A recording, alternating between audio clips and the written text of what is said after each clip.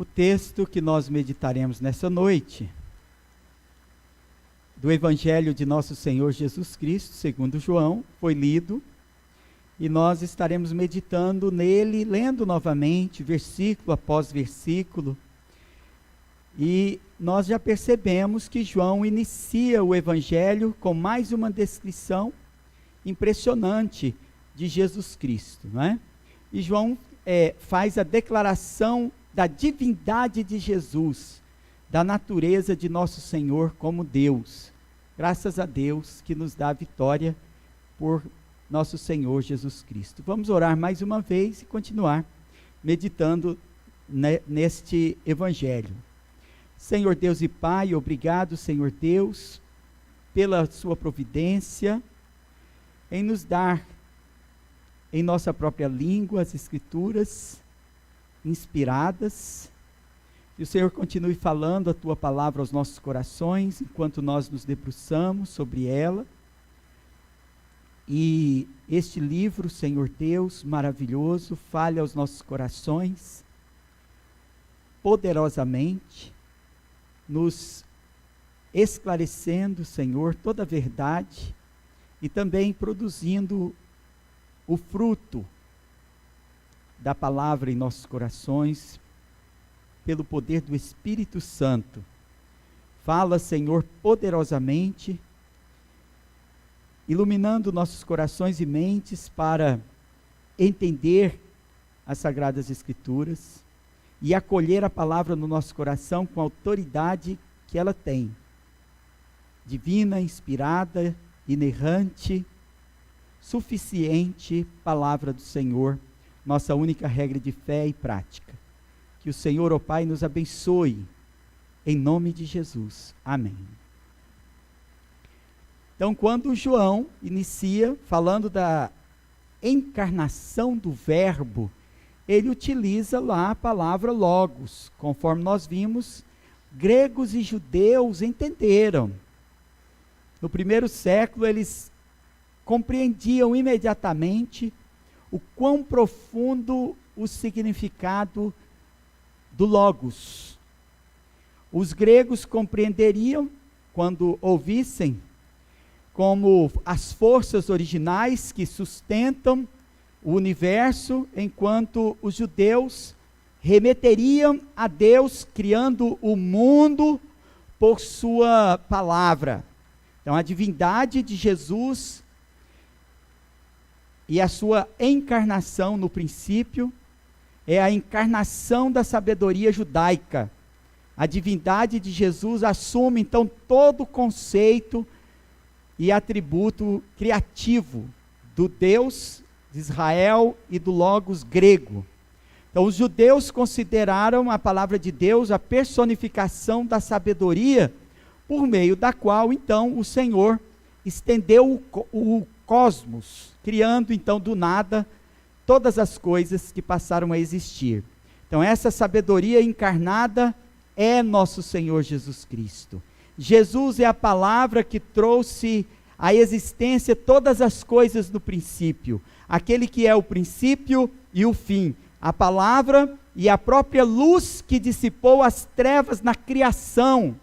Jesus Cristo, o Verbo divino, sustenta o universo. Nosso Senhor é a palavra encarnada, o Evangelho vivo. Então Jesus compartilha então da mesma essência do Deus Criador, que já existia antes do tempo e é o autor de toda a criação. A sabedoria pré-existente com Deus, antes que fosse revelada, é Jesus, e agora pôde ser conhecida em Jesus Cristo. Essa sabedoria que é Deus, que é o Logos, fez-se carne e habitou entre nós, como um ser humano.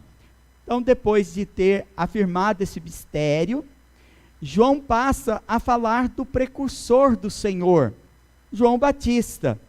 Veja o contraste agora com a linguagem que ele vai usar para falar sobre o Salvador, com a palavra que ele vai, em seguida, falar sobre João Batista. não nos passa despercebido, ele simplesmente, conforme João 1,6, diz que houve um homem, veja no versículo 6, enviado por Deus, cujo nome era João.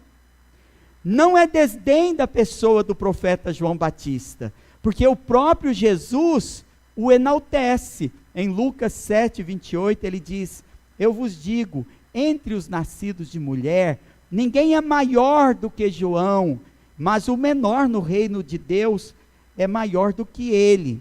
Então, dele também foi profetizado por intermédio do profeta Isaías, quando profetizou que o Senhor vem. Ele diz assim, Isaías 40, a partir do versículo 1, ele diz assim: consolai, consolai o meu povo, diz o vosso Deus. Falai ao coração de Jerusalém, bradai-lhe que já é fim do tempo da sua milícia, que a sua iniquidade está perdoada e que já recebeu em dobro das mãos do Senhor por todos os seus pecados. Voz do que clama no deserto, preparai o caminho do Senhor, endireitai no ermo vereda a nosso Deus. Todo vale será aterrado, e nivelados todos os montes e outeiros. O que é tortuoso será retificado, e os lugares escabrosos aplanados. A glória do Senhor se manifestará, e toda a carne haverá, pois a boca do Senhor o disse. Por que João usa no seu evangelho, então, essa linguagem diferenciada na apresentação do precursor? Precursor é outra coisa, né? Quem entende música aí sabe o que é precursor. O precursor, aquele que é enviado antes, ou aquele que vem antes do curso daquele que é enviado. Aquele que prepara o caminho do que vem depois. O que o evangelista então demonstra, falando assim de João Batista, com relação ao nosso Salvador? Que o evangelho é sobre Jesus e não sobre nós. O evangelho é sobre Jesus e não sobre nós. Nós vamos observar esses ensinamentos. Primeiro, a verdadeira natureza do ministério cristão. Segundo, a posição que Cristo ocupa com relação a nós, por enquanto, não é? Nós vamos entender então essa passagem, a qual primeiramente nos ensina a verdadeira natureza do ministério cristão. Houve um homem enviado por Deus, cujo nome era João. Ora, houve um homem. Quantos homens, né, já passaram pela terra, mas este é chamado assim, homem. De Cristo nos foi dito que ele é o Deus eterno, criador de todas as coisas, fonte de toda a vida e de luz, mas envia-nos um homem, pessoa imperfeita. Seres humanos, então, ele envia homens, como nós. Claro que são pessoas com autoridade, os enviados por Deus, muitas vezes, porque se vivem o que pregam, ensina-nos, então, a andar no caminho de nosso Senhor Jesus Cristo. E se falam com a autoridade das Escrituras Sagradas, falam com a autoridade divina. Mas por melhor que seja, ainda são seres humanos, imperfeitos e falhos. Porém, enviado por Deus. Veja que no versículo 6, ele é apresentado como homem, enviado por Deus, com um propósito. Assim nós temos essa descrição de João Batista. Continue lendo o versículo 7. Este veio como testemunha para que testificasse a respeito da luz, a fim de todos virem a crer por intermédio dele.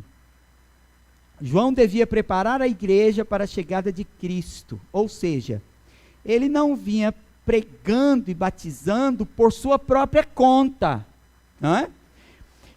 Ele não era também a luz, ele tinha o cuidado de que nenhuma glória fosse tirada daquele que viria depois dele, e dada a ele mesmo, atribuída a ele mesmo.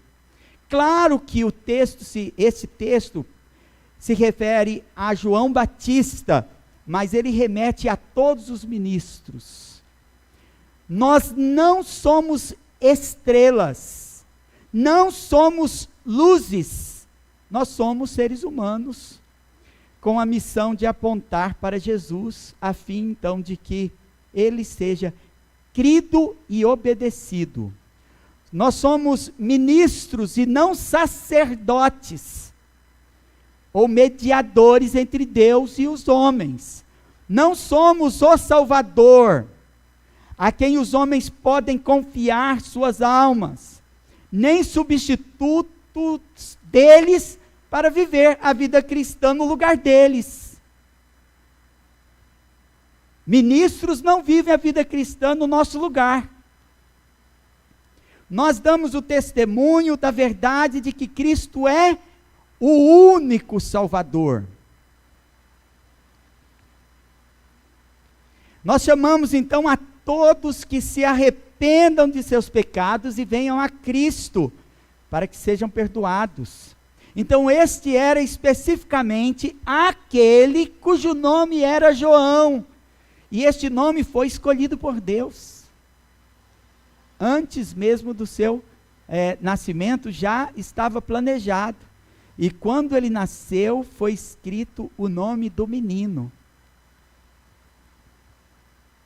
conforme anunciado por um anjo. João significa Deus tem sido gracioso. Deus ordenou o tempo da graça e a pregação do evangelho para a salvação de todo que nele crer.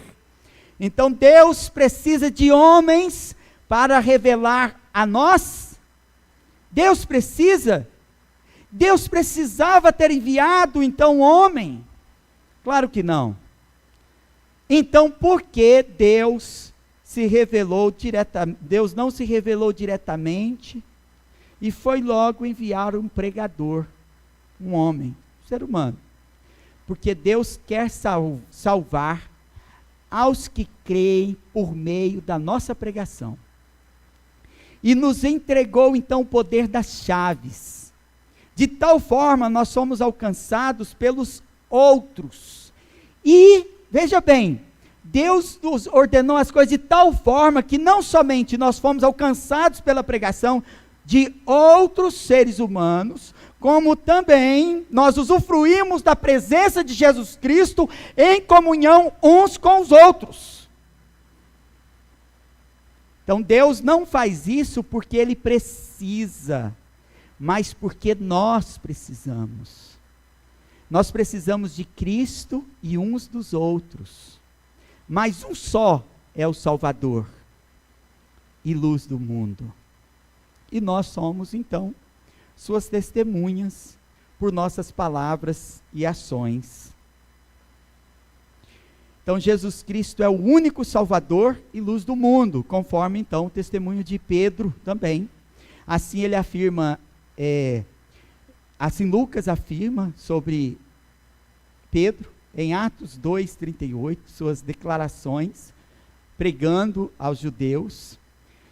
Atos 2, a partir do versículo 38 até o versículo 41, ele diz assim: respondeu-lhes Pedro: arrependei-vos e cada um de vós seja batizado em nome de Jesus, para a remissão dos vossos pecados, e recebereis o dom do Espírito Santo.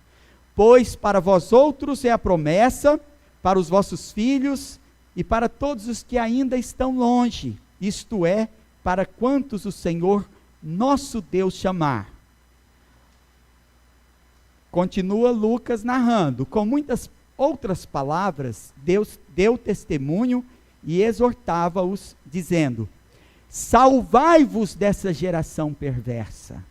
Então os que lhe aceitaram a palavra foram batizados, havendo um acréscimo naquele dia de quase 3.000 pessoas. Pedro pregava no mesmo tom de João Batista. E depois nós vamos ver, antes dele, o próprio Senhor Jesus Cristo, que chama ao arrependimento. Jesus disse que não batizou, porque não veio para batizar, mas ordenou que se batizasse em seu nome. Mas Pedro, que chama ao arrependimento, batiza em nome de Jesus. O que isso significa? Significa, irmãos, que a pregação do Evangelho é um chamado do próprio Cristo para a salvação, pela instrumentalidade daqueles que foram enviados.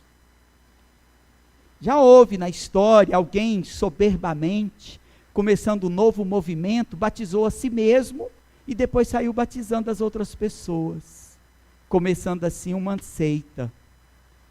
Já houve, mas a Bíblia não ensina isso.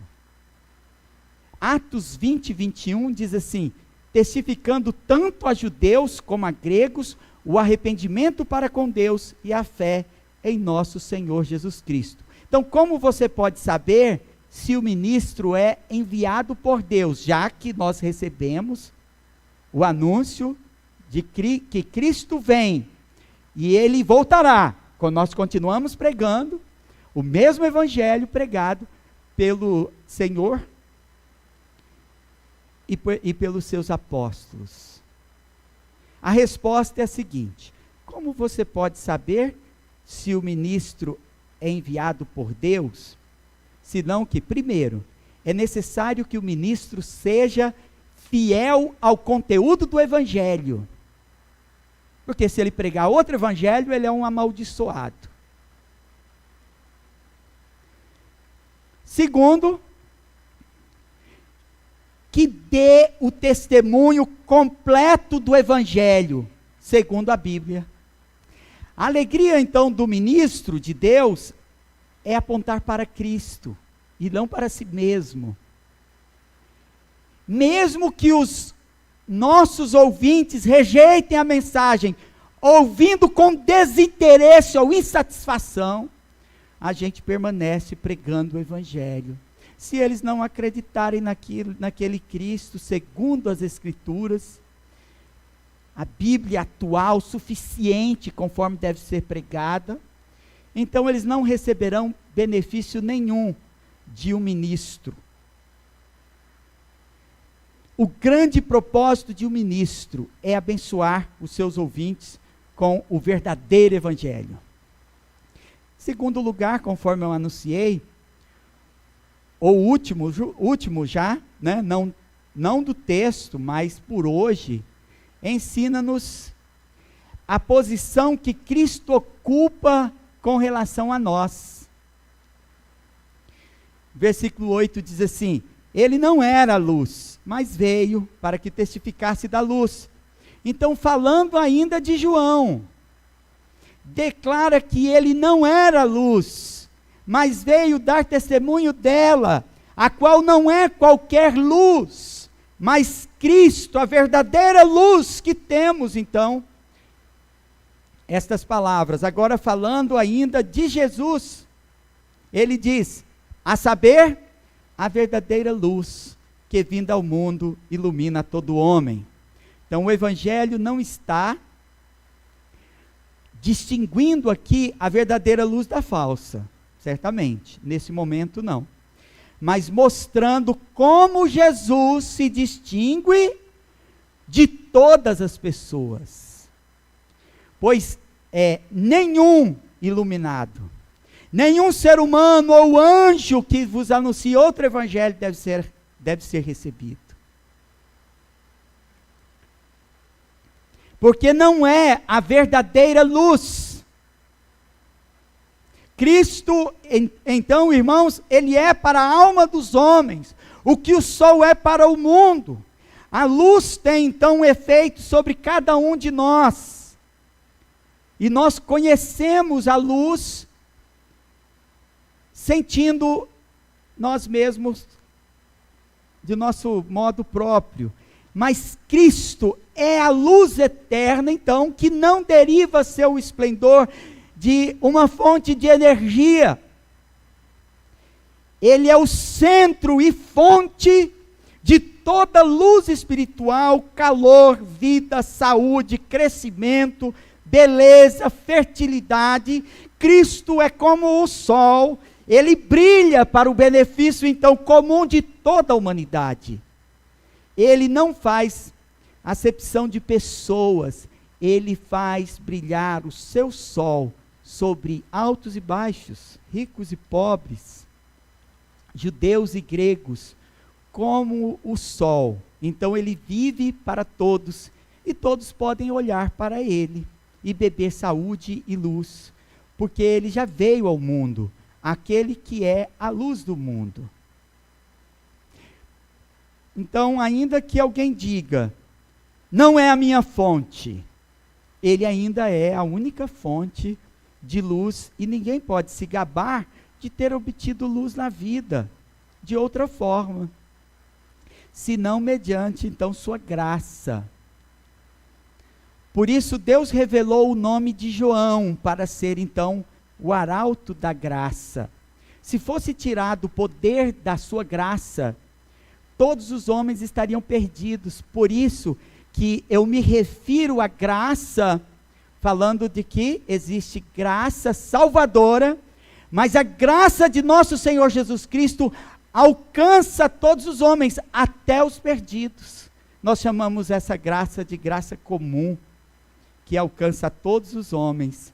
E se tirasse essa graça, por mais poderoso e iluminado que ele fosse pela luz da ciência, do entendimento, conforme eles se autodeclararam, como se eles tivessem a fonte da verdadeira luz, eles agiriam como animais, e se tornariam mesmo como bestas a pastar no campo ao sereno. Vocês já lembram, né? Quem é crente já conhece das Escrituras essa passagem. Mesmo, então, dos que se gabam de ciência, a luz do conhecimento vem daquele que é a fonte de toda luz. Vem de Deus. Mas, infelizmente, muitos desprezaram essa luz, da qual foram beneficiários. E se milhões de pessoas fossem loucas o suficiente para se trancarem num quarto escuro, ou se esconderem numa caverna subterrânea e se esconderem da luz, não é culpa do sol. Assim, milhões de homens e mulheres são loucas e se escondem da luz do mundo. E se permanecerem em trevas espirituais, é porque rejeitaram a luz do mundo, não porque ela não lançou a sua luz sobre o mundo todo. João afirma que Jesus diz que a culpa deles preferirem as trevas do que a luz deve ser colocada em seus corações cegos, e não em Cristo, que já sentenciou, conforme João 3,19. Vocês podem a encontrar ou acompanhar. Aqui não tem, né? O julgamento é este, João 3,19. Que a luz veio ao mundo e os homens amaram mais as trevas do que a luz, porque as suas obras eram más. Então isso é claro aqui, irmãos, é por causa do pecado deles. Eles gostam de viver na imoralidade, na corrupção. Eles preferem negar a luz, rejeitar a luz, porque a luz vem arguir as suas obras. Por isso amaram mais as trevas, porque são corruptos e imorais, e seus corações estão cegos. Então ainda lemos em Romanos 1:21, diz assim: porquanto tendo conhecimento de Deus, não o glorificaram como Deus, nem lhe deram graças, antes se tornaram nulos em seus próprios raciocínios, obscurecendo-se-lhes o coração insensato. Então eu cito aqui de forma elucidativa o teólogo escreve assim: além do mais, devemos lembrar que a luz da razão que Deus comunicou aos homens se tornou tão entenebrecida pelo pecado, que em meio às densas trevas, obscena a ignorância e abismos de erros, ainda há algumas poucas centelhas que não foram completamente extintas. Essa palavra do teólogo Calvino nos mostra uma esperança que essa pessoa imersa em trevas ainda possa arrepender-se e voltar-se para aquele que é a luz do mundo, e sair das trevas e vir para a luz, sair do lugar escondido, do quarto escuro ou da caverna subterrânea e vir para a luz. Se eles recebem a luz da fonte, mas negam, é por causa deles mesmos. Portanto, quer os homens vejam ou não, Cristo é o verdadeiro sol. Ele é a luz do mundo. Ele é a luz para os pecadores, e não há outra luz, senão a luz do Senhor Jesus. Jesus é a verdadeira fonte da verdadeira luz, e ninguém pode ser verdadeiramente iluminado de outra forma, por outro caminho, senão por Ele. Então vamos recapitular. O Evangelho é sobre Jesus e não sobre nós. Por isso ele vem falar do arauto, e ele vai trazer então como a chave, a pregação anunciando a salvação que vem através de Jesus. Primeiro, a verdadeira natureza do ministério cristão nos é apresentada nesses versículos. E segundo, a posição que Cristo ocupa com relação a nós. Então, cremos que todos os que creem em Cristo receberam, então, um grande privilégio, o maior do mundo. Nós que conhecemos aquele que é a luz do mundo, nós precisamos desprezar o mundo trevoso. Vocês já ouviram essa palavra? Mundo trevoso. Então, talvez você olha para fora e quer ver as trevas do mundo, mas você deve identificar as trevas dentro do seu próprio coração, que te impede de andar na luz e de servir ao nosso Senhor Jesus. Nossos benefícios, eles são descritos nesse Evangelho, mas o foco, então, desses versos que nós acabamos de ler, ainda está no exemplo de João, em contraste, então, com nosso Senhor Jesus Cristo. E faz-nos pensar também, menos em nós mesmos e mais em Cristo. Porque o João, esse João, que não é o João que escreveu, mas o João que ele se refere, João Batista, ele diz em João 3,30, convém que ele cresça e que eu diminua. O que estamos dispostos a fazer por amor a ele? Uma vez que ele já trouxe luz sobre nossas vidas, é necessário que queiramos perder também, pensar menos em nós mesmos, abrir mão dos nossos caprichos egoístas, da nossa vaidade, dos nossos amores mundanos, e nos entregarmos totalmente a Jesus. Nós somos filhos de Deus. Pergunte a si mesmo: nós nascemos de novo? Andamos na luz ou ainda estamos em trevas? Será que ainda estamos escondidos da luz? Cristo nos ensina então a cuidar uns dos outros, enquanto Ele cuida de nós. Então façamos alguns questionamentos para nos despertar a consciência. Temos o senso do pecado, fé em Jesus, amor uns aos outros, vida justa, de separação do mundo. Todo crente no Senhor Jesus Cristo tem um ministério cristão. Talvez você olhe para João, seu exemplo, e aí você pensa, é para o pastor isso aí.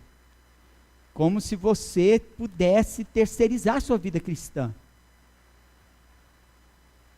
Todos os mandamentos do Evangelho são para o pastor. Ele tem que cumprir todos eles. Sem faltar. Mas vocês não. Alguém pode pensar assim? Nós não. São para os santos da Bíblia. Isso era especificamente para João.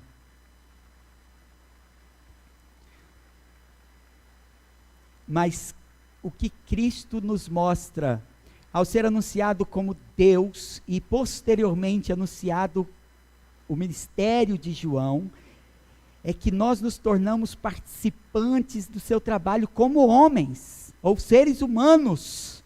Nós nos tornamos participantes do trabalho de Cristo, aqui e agora.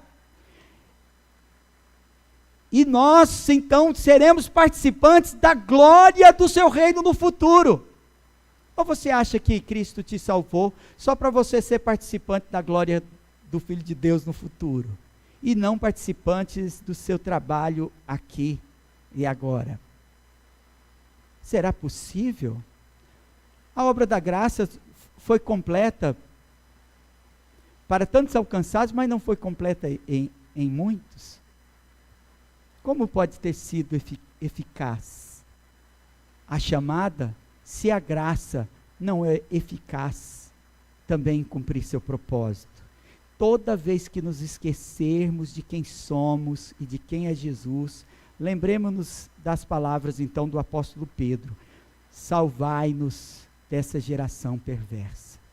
Quer dizer que nascer no mundo e continuar vivendo segundo o curso do mundo, segundo a natureza humana pecaminosa da nossa primeira geração, é estar perdido. Salvai-vos desta geração perversa, é o chamado do apóstolo àqueles irmãos. Em Atos 2,40 ele diz assim, a respeito dele, Lucas escreve, com muitas outras palavras deu testemunho e exortava-os, dizendo: salvai-vos desta geração perversa. Se você seguir o curso da sua natureza, ou seja, dos seus próprios caprichos, interesses, necessidades, você estará seguindo o curso da geração perversa.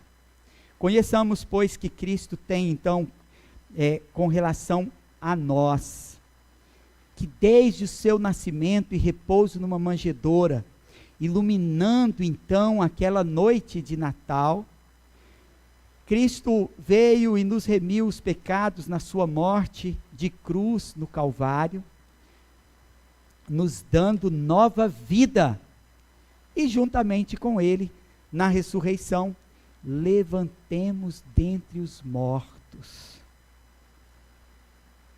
Esta caverna subterrânea será a sua sepultura?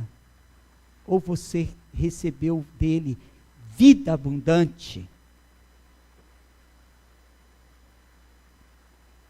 Levantemos dentre os mortos. Jesus Cristo ressurgiu do sepulcro, para então nos despertar para a verdadeira natureza do ministério cristão. Vinde a Jesus. Amém. Oremos. Obrigado, Senhor Jesus, luz do mundo. Obrigado, Senhor Deus, porque o Senhor veio, dissipando as trevas. Senhor, e faça brilhar, Senhor Deus, mais uma vez, onde o Senhor ainda não brilhou por causa da cegueira do nosso coração. Faça, Senhor, brilhar a sua luz. Queremos receber luz, mais uma vez, diante das verdades reveladas, Senhor Deus, queremos ser iluminados. Porque só se o Senhor iluminar os nossos corações, nós poderemos acolher esta palavra e andar na luz. Senhor Jesus, luz do mundo, que nós, ó Pai, resplandeçamos, por causa, Senhor Deus, da fonte da verdadeira luz, que vinda ao mundo ilumina todo homem. Senhor Deus, nós queremos estar com o Senhor, na tua glória futura, Senhor Deus, e cremos. Por isso queremos que o Senhor faça manifestar a tua luz, para que muitos de nós, ó Pai, sejamos confirmados no caminho de nosso Senhor Jesus Cristo, que diz: quem me segue não anda em trevas. Senhor Deus e Pai, que essa palavra, ó Pai, tem implicações práticas, e nós sabemos que precisamos do Espírito Santo para seguir, para perseverar neste caminho iluminado por nosso Senhor Jesus Cristo. Precisamos, ó Pai, não desprezar a palavra, que o Senhor mesmo é a palavra encarnada, porque ela é lâmpada para os nossos pés e luz para o nosso caminho. Precisamos, Senhor Deus, não despertar a verdadeira sabedoria, porque o Senhor é a encarnação, a personificação da sabedoria. O Senhor é o Logos divino. O Senhor é o Deus criador de todas as coisas, trazendo luz sobre as trevas do mundo.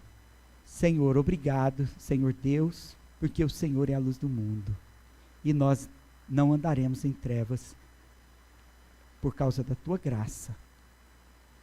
Que o Senhor, ó Pai, venha falar a tua palavra ainda aos corações daqueles que por alguma razão estão impedidos de ver a tua luz, que por alguma razão, Senhor Deus, se acham se escondendo da presença luminosa do Senhor Jesus Cristo, deixando de serem iluminados, porque estão preferindo andar nas trevas, na corrupção, na imoralidade. Que a luz do Senhor venha, Senhor, sobre estas pessoas, cada um de nós necessitamos de luz. O Senhor venha dissipando as trevas, iluminando o nosso caminho de luz, até o dia de Cristo Jesus. Amém. Amém. Vamos louvar ao Senhor com